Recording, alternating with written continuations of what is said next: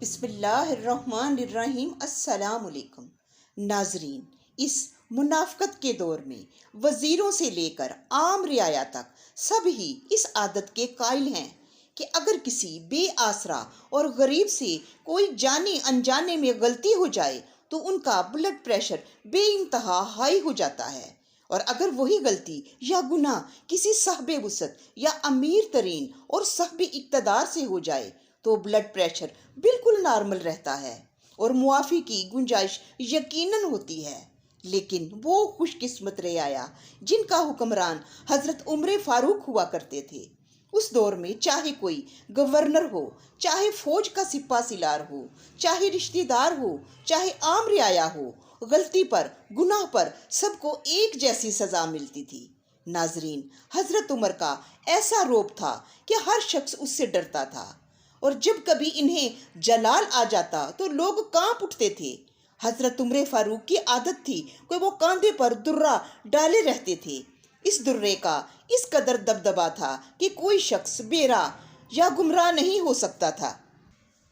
اگرچہ وہ خود مدینہ منورہ میں رہتے تھے اور اسلامی سلطنت ایک طرف سے وسیع ہو کر عراق سے ایران تک اور دوسری طرف فلسطین سے ملک شام تک پھیل گئی تھی۔ ایران اور شام میں لڑائیاں ہو رہی تھی۔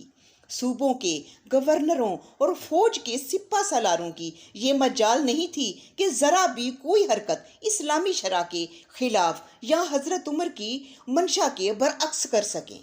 حضرت عمر نے سچ بولنے والے اور سکا لوگ پرچہ نویس مقرر کر رکھے تھے۔ جس گورنر یا جس سپاہ سالار کی کوئی غلطی دیکھتے فوراً اس کی رپورٹ کر دیتے، پھر حضرت عمر اپنے طور پر تصدیق کرتے اور اگر غلطی ثابت ہو جاتی تو سزا دیتے۔ آپ نے عاملوں کو ہدایت کی تھی کہ جو کوئی نیا مکان بنائیں تو اس میں ڈیوڑی نہ رکھیں تاکہ فریادیوں کو ان تک پہنچنے میں دقت نہ ہو۔ ناظرین، جیسے جس جگہ آج کے دور میں گیراج ہوتا ہے، اس سے ملتی جلتی جگہ ہوتی تھی جسے ڈیوڑی کہتے تھے۔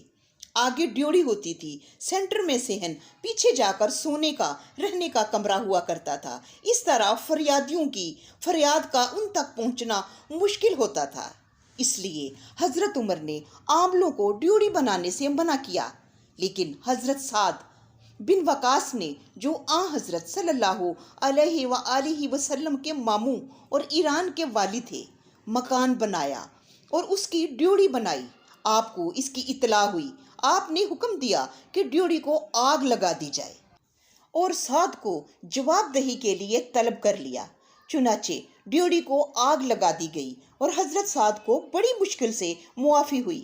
ایک دفعہ ایک شخص نے حضرت عمر سے استغاثہ کیا کہ عمرو بن عاص فاتح مصر، جو مصر کے گورنر بھی تھے، مجھے 100 کوڑے مارے ہیں۔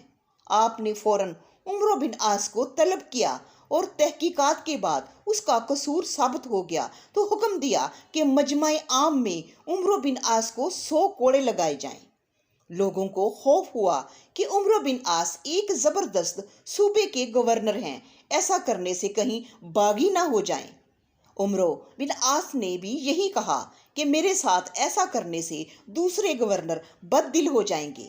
آپ نے فرمایا، کچھ بھی ہو، ملزم کو سزا تو ضرور دوں گا۔ مجبور ہو کر عمرو بن عاص نے مستغیث کو 200 درہم دے کر راضی کر لیا، تب جا کر انہیں چھٹکارا ملا۔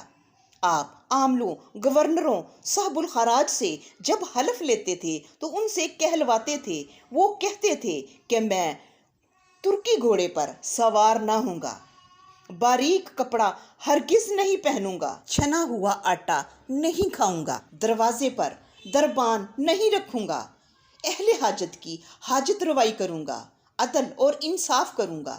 ایک مرتبہ معلوم ہوا کہ ایاز بن غنم، جنہوں نے عجم فتح کیا تھا، وہ عجم کے گورنر تھے، باریک کپڑے پہنتے ہیں اور دروازوں پر دربان بھی مقرر کیے ہیں۔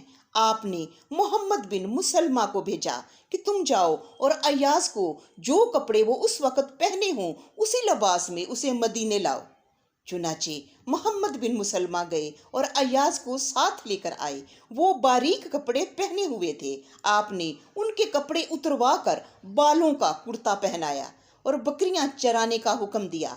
अय्याज को नागवार तो बहुत हुआ, लेकिन रोबे फारूकी के सबब उफ भी ना कर सके। अलबत्ता बार बार इतना ज़रूर कहते कि इससे तो मर जाना बेहतर था। हज़रत उमर ने भी सुन लिया। आपने फरमाया, तुम्हें इससे आर क्यों है? तुम मोटा लिबास पहनने वाले थे और तुम्हारे वालिद का नाम गनम इसीलिए था कि वो बकरियां चराया करते थे। अब तुम्हें क्यों शर्म आती है? नाजरीन, इसे कहते हैं इंसाफ, जो गरीबी और अमीरी और रुतबे नहीं देखता। खुश रहें। किसी अच्छी वीडियो के साथ फिर मुलाकात होगी। अल्लाह निगहबान।